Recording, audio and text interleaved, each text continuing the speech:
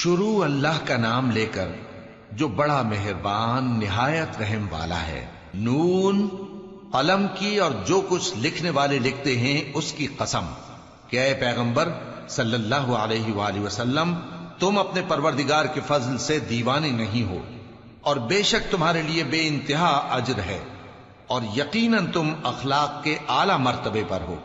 سو ان قریب تم بھی دیکھ لو گے اور یہ کافر بھی دیکھ لیں گے کہ تم میں سے کون دیوانہ ہے۔ تحقیق تمہارا پروردگار اس کو بھی خوب جانتا ہے جو اس کے رستے سے بھٹک گیا، اور ان کو بھی خوب جانتا ہے جو سیدھے رستے پر چل رہے ہیں۔ تو تم جھٹلانے والوں کا کہا نہ ماننا۔ یہ لوگ چاہتے ہیں کہ تم نرمی اختیار کرو تو یہ بھی نرم ہو جائیں، اور کسی ایسے شخص کے کہے میں نہ آ جانا جو بہت قسمیں کھانے والا ہے، ذلیل ہے، شرارت سے اشارے کرنے والا، لگائی بجھائی کرنے والا، مال دینے میں بڑا بخیل، حد سے بڑھا ہوا بدکار، سخت خو، اور اس کے علاوہ بدذات ہے۔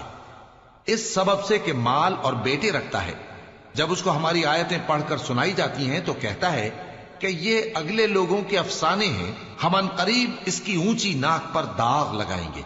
ہم نے ان لوگوں کی اسی طرح آزمائش کی ہے جس طرح باغ والوں کی آزمائش کی تھی، جب انہوں نے قسمیں کھا کھا کر کہا کہ صبح ہوتے ہوتے ہم اس کا میوہ توڑ لیں گے، اور انشاءاللہ نہ کہا۔ سو وہ ابھی سو ہی رہے تھے کہ تمہارے پروردگار کی طرف سے راتوں رات اس پر ایک آفت پھر گئی، تو وہ ایسا ہو گیا جیسے کٹی ہوئی کھیتی۔ پھر جب صبح ہوئی تو وہ لوگ ایک دوسرے کو پکارنے لگے کہ اگر تم کو کاٹنا ہے تو اپنی کھیتی پر سویرے ہی جا پہنچو۔ سو وہ چل پڑے اور آپس میں چپکے کہتے جاتے تھے کہ آج وہاں تمہارے پاس کوئی فقیر نہ آنے پائے، اور کوشش کے ساتھ سویرے ہی جا پہنچے، گویا پیداوار پر قادر ہیں۔ پھر جب انہوں نے باغ کو دیکھا تو ویران، کہنے لگے کہ ہم رستہ بھول گئے ہیں، نہیں بلکہ ہم بے نصیب ہو گئے۔ ایک جو ان میں سمجھدار تھا بولا، کیا میں نے تم سے نہیں کہا تھا کہ تم تسبیح کیوں نہیں کرتے؟ دوسرے کہنے لگے کہ ہمارا پروردگار پاک ہے، بے شک ہم ہی قصوروار تھے۔ پھر لگے ایک دوسرے کی طرف رخ کر کے ملامت کرنے، کہنے لگے ہائے شامت، ہم ہی حد سے بڑھ گئے تھے، امید ہے کہ ہمارا پروردگار اس کے بدلے میں ہمیں اس سے بہتر باغ عنایت کرے۔ ہم اپنے پروردگار کی طرف رجوع کرتے ہیں، دیکھو عذاب یوں ہوتا ہے، اور آخرت کا عذاب سب سے بڑھ کر ہوگا، کاش یہ لوگ جانتے ہوتے۔ پرہیزگاروں کے لیے ان کے پروردگار کے ہاں نعمت کے باغ ہیں۔ کیا ہم فرما برداروں کو نافرمانوں کی طرح نعمتوں سے محروم کر دیں گے؟ تمہیں کیا ہو گیا ہے؟ کیسی تجویزیں کرتے ہو؟ کیا تمہارے پاس کوئی کتاب ہے جس میں یہ بات پڑھتے ہو کہ جو چیز تم پسند کرو گے وہ تم کو ضرور ملے گی؟ یا تم نے ہم سے قسمیں لے رکھی ہیں جو قیامت کے دن تک چلی جائیں گی کہ جو کچھ تم طے کر لو گے وہ تمہارا ہوگا؟ ان سے پوچھو کہ ان میں سے کون اس کا ذمہ لیتا ہے؟ کیا اس قول میں ان کے کچھ شریک ہیں؟ اگر یہ سچے ہیں تو اپنے شریکوں کو لے آئیں۔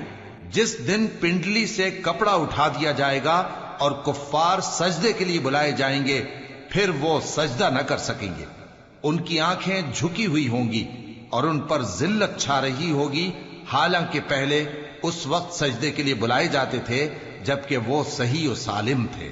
سو مجھ کو اس کلام کے جھٹلانے والوں سے سمجھ لینے دو، ہم ان کو آہستہ آہستہ ایسے طریق سے پکڑیں گے کہ ان کو خبر بھی نہ ہوگی، اور میں ان کو مہلت دیے جاتا ہوں، میرا داؤں بڑا مضبوط ہے۔ اے نبی، کیا تم ان سے کچھ معاوضہ مانگتے ہو کہ ان پر تاوان کا بوجھ پڑ رہا ہے، یا ان کے پاس غیب کی خبر ہے کہ اسے لکھتے جاتے ہیں؟ سو اپنے پروردگار کے فیصلے کا انتظار کیے رہو، اور مچھلی کا لقمہ ہونے والے یونس کی طرح نہ ہونا کہ انہوں نے اپنے رب کو پکارا جبکہ وہ دل ہی دل میں گھٹ رہے تھے۔ اگر ان کے پروردگار کی مہربانی ان کو نہ سنبھال لیتی تو وہ چٹیل میدان میں ڈال دیے جاتے مذموم حالت میں۔ پھر ان کے پروردگار نے ان کو برگزیدہ کر کے نیکوکاروں میں شامل کر لیا۔ اور کافر جب یہ نصیحت کی کتاب سنتے ہیں تو یوں لگتے ہیں کہ تم کو اپنی نگاہوں سے پھسلا دیں گے، اور کہتے ہیں کہ یہ تو دیوانہ ہے۔ اور لوگوں، یہ قرآن تمام جہانوں کے لیے نصیحت ہے۔